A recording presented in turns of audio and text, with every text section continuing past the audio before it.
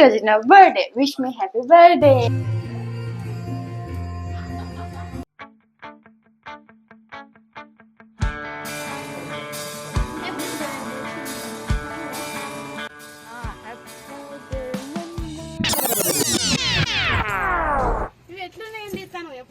అయితే మరి ఇంత సింపుల్ గా ఎందుకున్నావు అక్క అని అంటారా?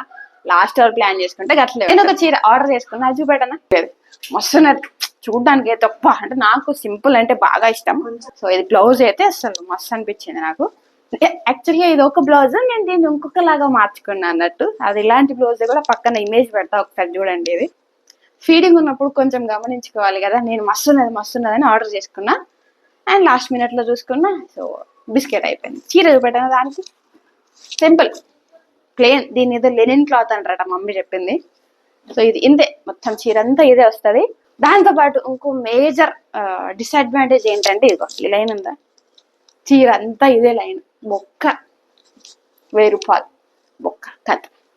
అందుకే దీని వల్ల ఇది వేసుకోవాల్సి వచ్చింది. చిన్న పని ఉన్నది, బయటకు వెళ్ళొచ్చి మళ్ళీ మాట్లాడదాం. బాయ్. నేను రెడీ అవడంలో మరి ఎంత వీక్ అంటే అసలు కనీసం మైబ్రో కూడా చేయించుకోవాలి. ఇంకా నన్ను చూసి మా మమ్మీ చీనాడు చేపిస్తా పదా అని చెప్పేసి ఒక చిన్న బ్లేడ్ పట్టుకొని గీగుతూనే ఉన్నది అప్పటి నుండి.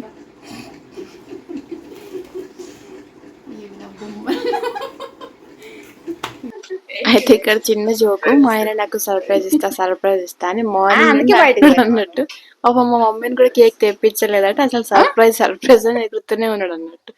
తీరా వెళ్ళి చూస్తే నేను ఎప్పుడో ఒక 3-4 months బ్యాక్ అడిగిన ఒక వాచ్ ని అసలు వెళ్ళకుండా ఎవరికి తెలియకుండా అది తీసుకొచ్చిన్నారట. అది నాకు సర్ప్రైజ్, ఎందుకంటే అది నాకు నచ్చింది కాబట్టి. కానీ చూసి మా మమ్మీకి అయితే మమ్మీకి ఇది సర్ప్రైజ్ అని అనుకుంటూ అసలు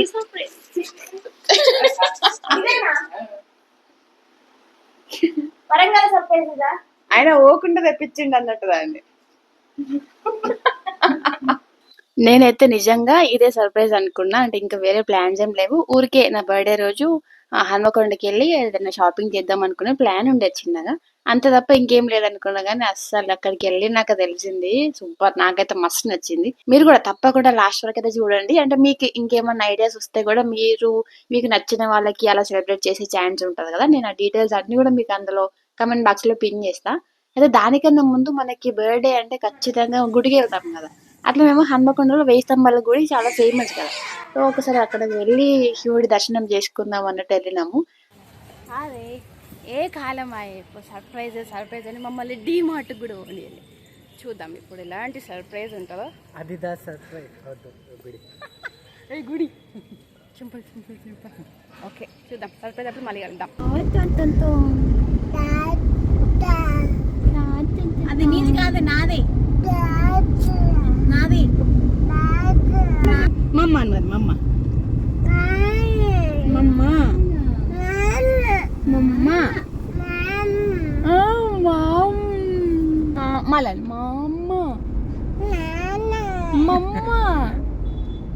మమ్మ అనరా నాన్ననే. అరే నాన్న అంటావు, దాదా అంటావు, తాత అంటావు, అమ్మ అని రాదు. తాత కాదు అమ్మ.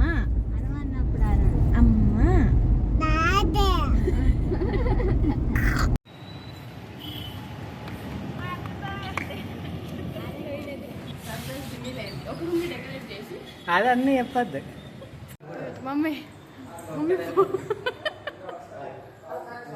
తెలిసిండ్రా ఏదో పెద్ద హాల్ ఉన్నది. ఇందులో నన్ను మాత్రమే కూర్చోబెట్టి మిగతా అందరినీ తీసుకోండి. Waiting still. ఇక్కడ స్టిక్కర్స్ భలే ఉన్నాయి, చదువుదామా టైంపాస్కి. ఎందుకంటే నన్ను ఇక్కడ వదిలేసిపోయారు వాళ్ళు. ఇదేంటి అవ్వతోడు అన్న ఒక్కసారి వచ్చిన వాళ్ళు మళ్ళీ ఖచ్చితంగా వస్తారు.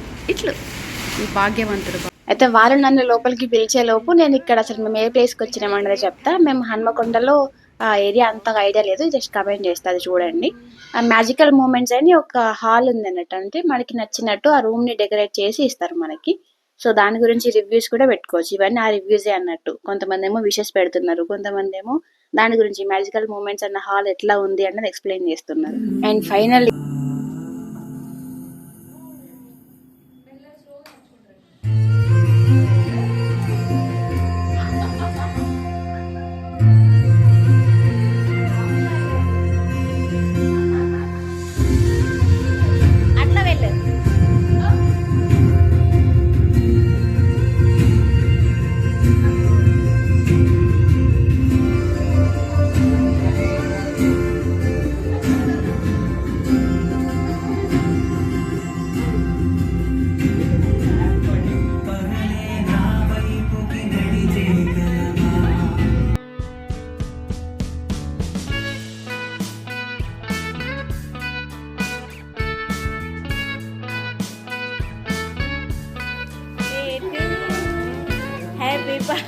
కట్ చేస్తా అంటే పడతారు కదనే